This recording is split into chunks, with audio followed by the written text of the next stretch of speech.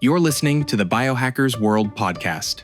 All right, welcome to Biohackers World. I am here interviewing Kim Ressler. I'm super excited. I am Samantha Lander, a functional diagnostic nutritionist, speaker, influencer, mom, and DJ, a few other things, but this is not about me. This is about Kim. Kim is the founder and chief officer, CEO of SNiP Nutrigenomics. She became passionate about nutrigenomics after spending over 10 years coping with health challenges, frustrated with both conventional and traditional medicine's failure. I like to start with one thing. It's like, what is it that you would not want me to even bring up today to talk about? What would I not want you? Like well, first, can we just say, hey, I am so excited to have met you. Oh. We actually had the opportunity to connect before, but being part of Biohackers World in Chicago, Biohackers World themselves are creating such an amazing community of bringing these amazing providers and companies together for all of our health, goals. Optimization, health span, and it's this beautiful community that's evolving. So I was so delighted to have the opportunity to meet you. Yeah, you too. Let's go to one question you wouldn't want me to answer, or that I wouldn't want you to ask me. Yeah, I think that always kind of throws people for a loop, but then it's good to learn a little bit more about your personal life a little bit. And wow, one question I wouldn't want you to ask me. I don't know. I'm kind of an open book, I guess. That's good. I really am.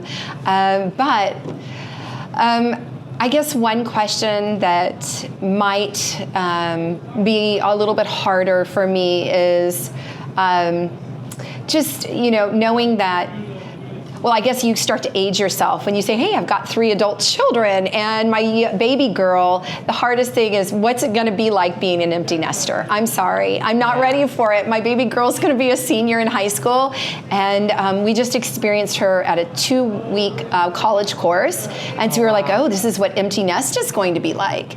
And the whole time we both were like, oh, we got to wake up early, maybe fix her breakfast, or, where's she at, or checking in. And I'm not ready for that. So yeah, I feel like when I ask that question, especially with moms, it's always about the kids. It's something that you don't want to talk about that pertains to the kids. Yeah. I think what's life going to be like as an empty nester? I'm not ready to look at that one yet. Yeah. I've got one more year to prepare. Yeah. All right. Well, perfect. Let's talk a little bit about your personal journey and how you became a mom and a business owner and started all of this. Like what there's usually with us health practitioners, there's something that gets us driven and motivated, and we have this mission to help other women and create something beautiful to help them. Tell us about what that journey was like, and then we can talk about SNiP. So the journey for me was that baby girl who's 17, almost 18 years old. When I was pregnant with her, they saw something interesting in my blood work, and they sent me off to a specialist. Well, that was the beginning of my own health journey, and you trying everything. I went undiagnosed and misdiagnosed is ultimately what happened. And the symptoms just kept compounding. It was first after the delivery, oh, you have postpartum depression. I don't have depression. I don't feel well. And so I started looking for answers, and you name it, I tried it. Yeah. I tried so many things from both allopathic providers as well as natural. I went Ayurveda, did a complete, very bland Ayurveda diet. The food was great, but I was clean eating. I went vegan. I did crazy cleanses. I was doing anything trying to reset because it felt like epigenetics. I was doing everything epigenetically correctly, fresh, clean water, good mindset. I was exercising. Exercise is so important. I was eating whole foods, but there was nothing that was getting me over that hump to feel better, and the exhaustion, the terrible sleep, the terrible digestion. And those symptoms kept compounding. Those compounded over the next 11 years. Yeah, I feel like you're speaking my language, because I can completely relate to that. And you just try and you try and you try. Yeah. And I always say, like, symptoms are your body's way of telling you something, right. And so you know. And then standard. They look at your blood work and they're like, you're sitting there going, I don't feel well, and your blood work is in the normal range, and they can't send you. They don't know what to do. We've got to marry and match symptoms with the blood work so that we can get to the health outcome that we all deserve. I mean, that's what we have to do. Yeah, I agree. And I think that, a lot of us, even if you're running labs in the functional world and the holistic world, you still have to look at his health history and the story that comes with that blood work to get a good answer. I agree. I mean, it's symptoms, it's blood work, it's everything married together. Yeah. It really is. Yeah, it really is. And it's really complex. Yeah. That is one reason I think that genetics just really open up and tell us somebody's strengths, weaknesses, where we need to focus, and how we can get to, that optimization the fastest, easiest, science-based, and backed to get there. Yeah. So I have a question. So I know on my health history, I always ask if the person was a C-section or a vaginal birth, right? Because that's such an important thing that is not ever discussed. But I want to know, can you talk a little bit about your lab and then tell me if that is something you can see on the lab, those little types of things when they were younger, their health history as a child, does that show up? No, that's not what's going to show up in genetics. Ultimately, we inherit our genes, our genetics from our parents, is what we do. And what you've inherited from them is what you're going to always have. They're your strengths and your weaknesses. It's like one person's this amazing athlete, and the next one it's just their cognitive functions through the roof. So, but you're not going to see based on at least I don't believe that you're going to see anything change with their genetics if they were a C-section versus a vaginal birth. Yeah. I think what you're going to see there is, and we both know it, that a vaginal birth going through the birth canal creates a different, does different things for the developments of the lungs and the gut, et cetera. That's not going to change the genetics. Yeah. Well, let's hear a little bit about this beautiful test that you run. Yes. Oh my gosh, I didn't even know about it till recently, and I was like, oh, add this to the list. So really interesting. In 2014, I wasn't living in Southern California. We had traded our beach life for mountain life, and I'm talking to one of my girlfriends, and she says, they've told me that my son's ADHD, and I refuse to put him on medication, and I think it's genetic. And so I watched her. I said, you've got to keep me posted. I had been looking for so long already, and I was looking for answers. And I thought, I wonder, but I want to see what we always want to wait to see what somebody else does. Anyway, we talked, and I said, what was the difference? And she said, night and day difference. I watched her spend $10,000 in 9 months on one pathway, basically one gene that they discussed. And she said it was a night and day difference. And they also took the child off of one food that he was struggling with. But again, night and day difference. And I thought, wow, I wonder if the stay power could be, because we're not what we eat, we're what we absorb and utilize. So I was like, I wonder if there's just something going on that my genetics may reveal. And before that, I knew nothing about genetics. I didn't realize that, there's genes that we can't change, but I didn't realize there were genes that were what we call actionable. And actionable means that science has proven very specific plant-based nutrition, vitamins, minerals, micronutrients with right cofactors can optimize when you have basically mutations or genetic variants. Yeah. And I was like, oh, that's fascinating. So, which led me to this. It was 2018, and that's when I got introduced to the technology that I work with. What were you doing before that? I was just guessing. I was throwing darts. Were you still in the health and wellness industry? No, decided? I did a lot of philanthropic work. I retired in 2007, and I was doing a lot of philanthropic work.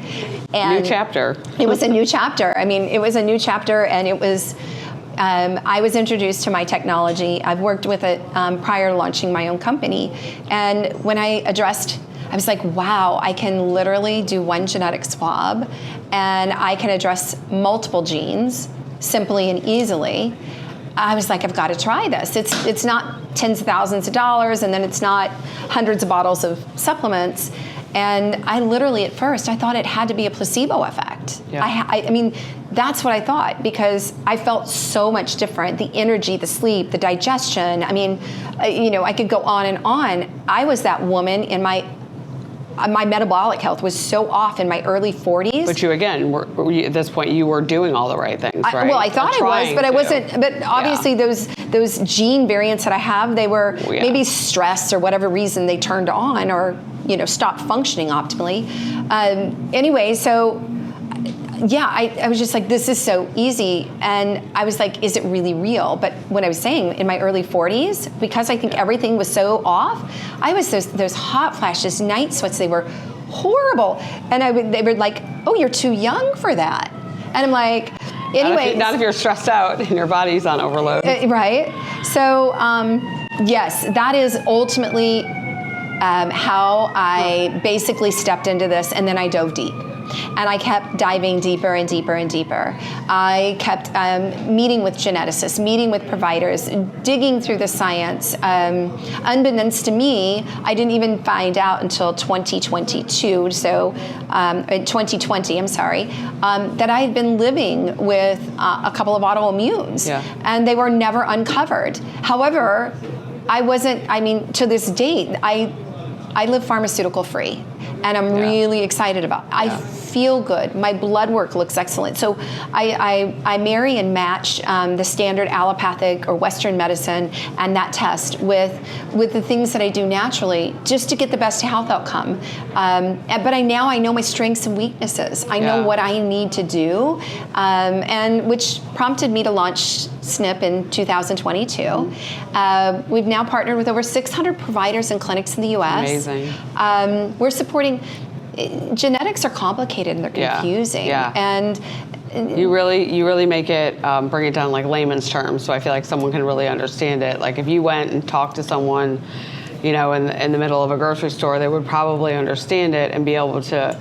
There's a solution, which is nice. Like you give them the results, but then you give them a solution. Right? Exactly. Well, exactly. I mean, I think when you understand where those strengths and weaknesses are, and then instead of giving you a whole bunch of information and say, hey, go source it all yourself, we actually do create the solution. We create something called Code Complex, which is customized just for the individual. We can make one in literally 3 billion formulas. It's not I've got 5 formulas, let's stick this. No, it's made just for you based on your genetics. So cool. Yeah, I've made it my passion to educate, because we're also used to, I've got a headache, take something to get rid of it. No. Our bodies were made they're the most amazing human design. Give the body what it needs. The body will do what it needs to do. So, and that's kind of the nutrigenomic approach of giving it what it needs so that it can optimize and have the best cellular expression it needs. Yeah. I feel better. You just had a little tongue twist with it too.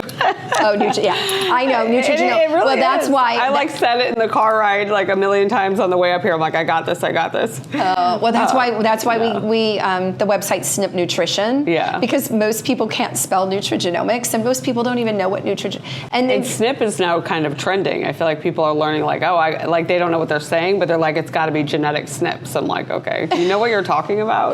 They're like, no, but that's okay. So my question is, how long, you create this amazing supplement, is this something that I would have to stay on forever? Is it you do it for a year and then you retest and then maybe you don't need it as much? Or the beautiful thing about genetics, it is a one and done test. Okay, so your genetic portion is a one and done test. You don't have to test again. But as far as how long may you be on the product, well, ultimately, I think you saw earlier, I showed that, I need 16 servings of salmon a day to get the amount of vitamin D I need based on my genetics. So, and that will never change. That's never going to change. Okay. So ultimately, if I can perfect my entire epigenetic lifestyle at all my food, because everybody says, can I do this with diet?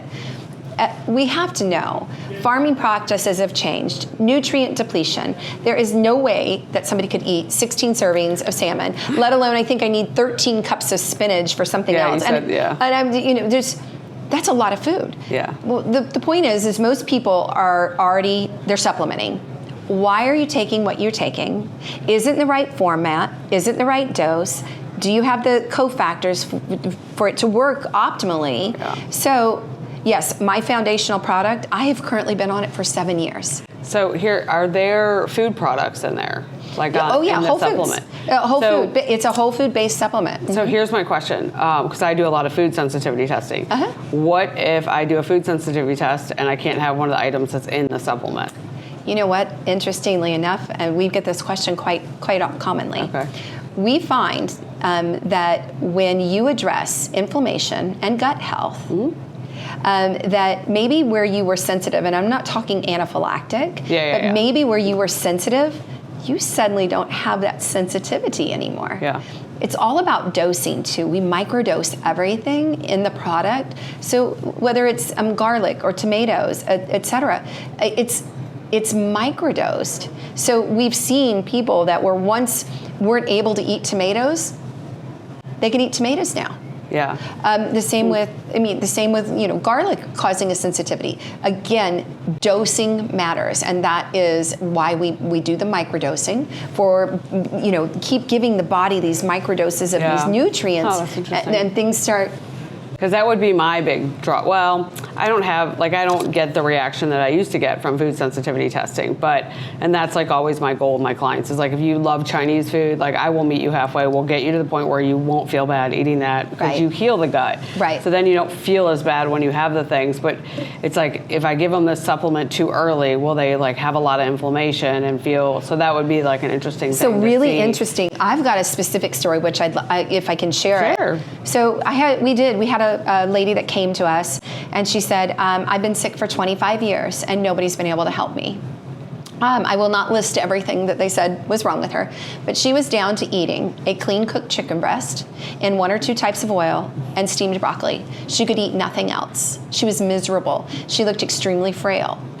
And she gets the customized, or she gets her formula, and she says, oh, there's tomato juice powder in it. I'm allergic to it. And I said, are you anaphylactic? She said, no. And I said, what happens? She said, my mouth turns into one huge canker sore. And I said, well, I'm sorry. It is part of the base. Okay? Yeah. That can't be removed. I can remove blends based on genes, but I cannot remove the base. She said, you know what? I have to try it. She taught me a lot. She taught me so much. She didn't start on a full dose. Yeah. She started on one single capsule. So we checked in back and forth over the next few weeks, and I said, what was your reaction? She said, my mouth was a little sensitive, but it was fine. So she just continued. It was probably somewhere between 4 and 6 months. I started getting phone calls. You're not going to believe what I ate. Yeah. So she had worked herself up to her full dose. She was eating tomatoes. I met with this lady just a few weeks ago, and she said, I never wanted to travel. We never ate out. It's impacted my life. I never could have a glass of wine. She said now she's retired and she's traveling the world. It's like beautiful when that. Yeah. I mean, and she says this has changed everything. She says, I can actually go into a restaurant and order off the menu. The 2 things I still avoid are sugar and dairy. I know that for me. She said, other than that, I can eat everything else. And I mean, she goes, Kim, I wasn't able to do that for 25 years. I think too, it's people, sometimes you feel worse before you, not worse, but like sometimes you have to go through that hard point before you get better, because she's got to start to heal the body. Her body has to relearn it. It sounds like your supplement, and the makeup of it. It supported her at a foundational level. Yeah. And then your body learns to do what it needs to do, just like what you said in the very beginning. That's absolutely awesome. Okay, one Anything more question. else important? I do. I want to ask about my kid. So my kid has oppositional defiant disorder, so ODD, and then ADHD. So you were talking about the autistic kid who just had remarkable changes, and I've done. When you have a kid with ODD, it's hard to get them to even eat. Like, that's a challenge. So he's just got where he started swallowing pills. So I would love to hear any thoughts on that. I think that in closing, truly, we're all unique. We all have our own set of genetics. Everybody's talking about biohacking. So many people are taking supplements. Why are they taking what they're taking? Okay, so your son's unique. He's got his own makeup. I understand if we could see that and understand that It's highly likely methylation, but Yeah. you can't just address methylation. Yeah. You have to come in and address oxidative stress and inflammation to get the biggest benefit of doing so and see what happens.